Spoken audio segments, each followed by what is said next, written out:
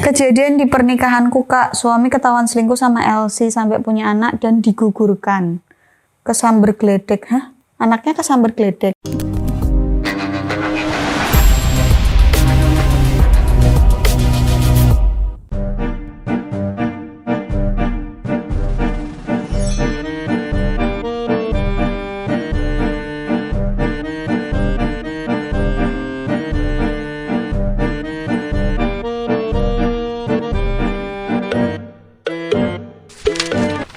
LC. Mbak tahu nggak LC kepanjangannya apa? Tahu kan tadi kita habis bahas Apa? Ladies Company. Oh, bukan yang satunya. Oh, tadi yang bahasa Cinanya tadi itu. Bukan. Bukan. Davi, aku tuh mau nyebut sosis itu loh. Sosis itu namanya apa? Ancang. Tapi nggak tahu kenapa mulutku nyebutnya lancau. Oke. Bahaya. Jangan disebut lagi. Judul kita hari ini, Korban LC Karaoke. Nah, oke. Mari kita panggilkan korbannya, Davi. Iya. Kalau waktu itu Davi, ini ya bukan LC ya? LC apa enggak? Bukan. Marketing karaoke. Tiba-tiba orang kerja neng kono. Maksudnya karaoke A dengan karaoke B itu satu. Karena kan satu area kan. Tapi kan kantor cabang, ternyata bukan. Oke, berarti Anda dibohongi. Enggak, intinya Davi aja yang salah-salah sembarang. Aku nggak akan bahas detail kerjanya, terus gajinya enggak, tapi aku akan mereaction orang-orang dengan pengalaman. Dengan pengalaman yang mengejutkan tentang si LC ini. Sebenarnya namanya tuh bagus ya kalau kita lihat LC, Ladies Company. Company itu kayak nemenin gitu loh. Jadi sebenarnya kalau misalnya kalian kerja di perusahaan atau di korporat manapun, terus bos kalian kemana, ya bisa juga disebut Ladies Company karena kalian nemenin kan. Karena itu bagian dari job desk. Cuman Ladies Company di sini yang kita maksud bukan seperti itu. Tapi lebih ke fokusnya ke tempat karaokean, terus disajikan pilihan side dish. Karena kan menu utamanya di rumah. Ya. Biasanya kan gitu. Jadi yang pertama langsung aja. Ada yang cerita nih. Aku pernah nonton di YouTube bahkan beberapa kali para cewek LC itu banyak banget yang pakai susuk. Ini yang bikin para suami kepincut sama LC dan lebih milih ninggalin istri sah. Bahkan di salah satu video ada LC yang mengaku dia pakai ilmu hitam sampai seorang suami nggak bisa ereksi saat hubungan badan dengan istri sahnya. Hanya bisa sama si LC tersebut. Mau diar aku. Kalau pakai susuk aku percaya. Karena ada teman kita yang sekarang aktif bersepeda. Dulu pas zaman nakal, itu tuh pernah bukan mengencani ya. Jadi dia kayak minum apa kemana gitu. Terus ada dua LC ini tuh terkenal. Yang satu tuh emang terkenal cantik banget. Nah di Semarang itu ada zaman dulu ya. 10 tahun lalu lah. Sebelum Alam Indah itu ada pohon beringin gede banget. Nah katanya kalau orang yang pakai susuk dibawa ke situ, susuknya lepas. Jadi balik ke setelan pabrik. Lah teman kita ini niatnya tuh mau gitu.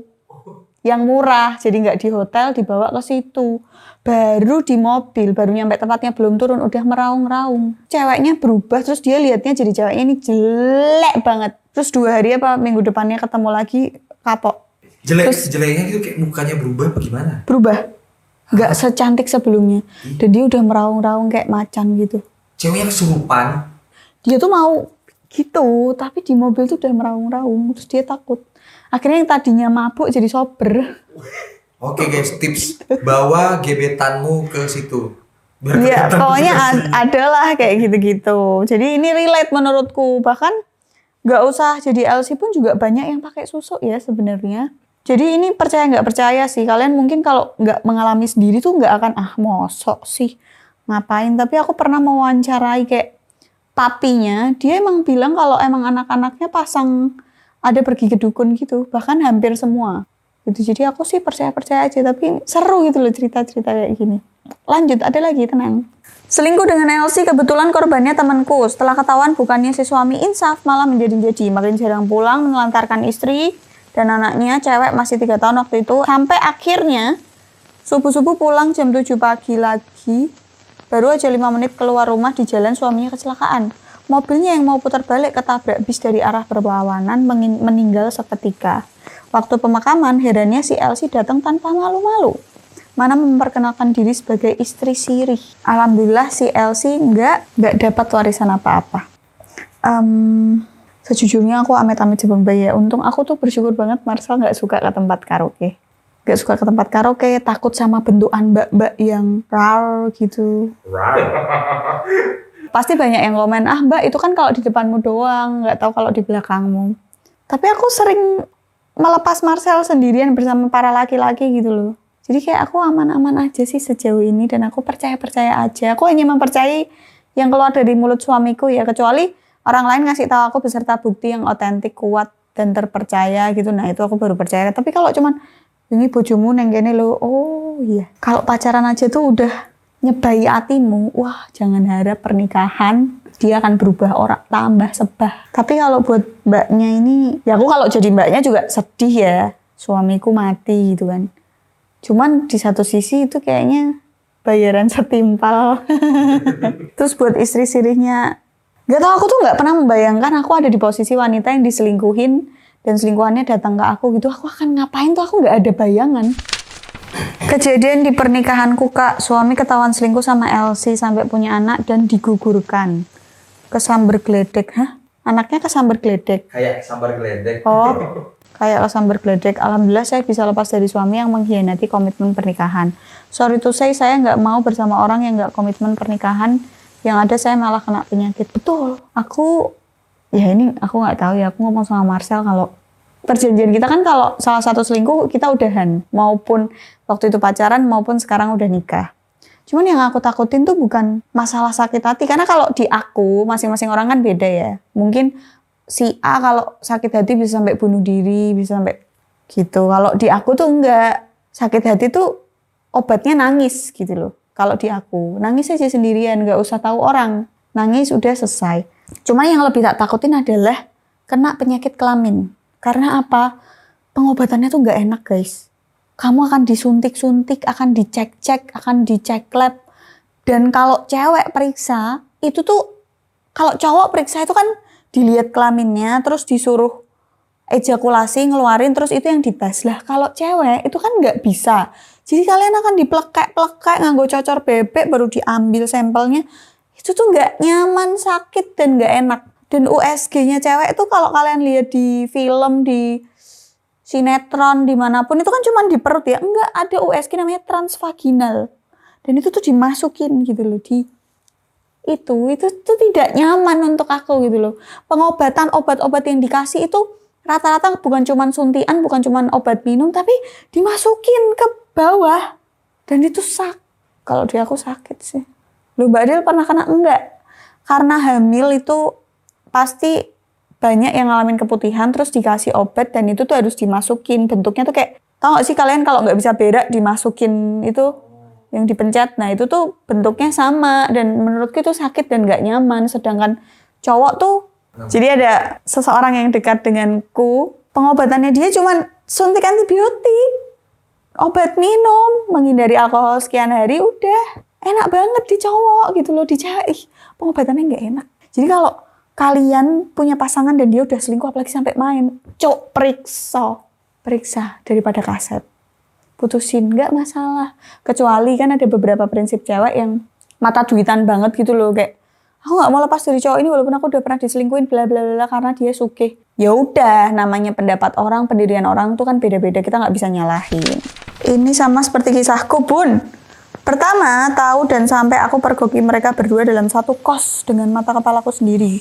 Benar-benar rasanya hancur, sehancur-hancurnya pun aku berusaha bicara dan mencari solusi dengan mengikut sertakan keluarga dan pada akhirnya balik dan hidup satu rumah lagi dan hidup jauh Dari kata Elsie. dari kata Elsie. Tapi semua di luar nalar pun mereka tetap komunikasi dan bertemu 1 bulan sekali dan lama-lama yang ada aku hanya menyiksa batin sendiri dengan banyak baca saran bunda-bunda di sini. Dengan tekad kuat dan percaya diri bahwa aku bisa move on dan bisa bangkit dari keterpurukan, aku memutuskan buat pisah. Yang jalani hidup aku sama anak lebih aman dan tentram. Betul. Kalau ngomongin tentang perselingkuhan, kayak videonya akan panjang. Nanti mungkin di kesimpulan aja ya.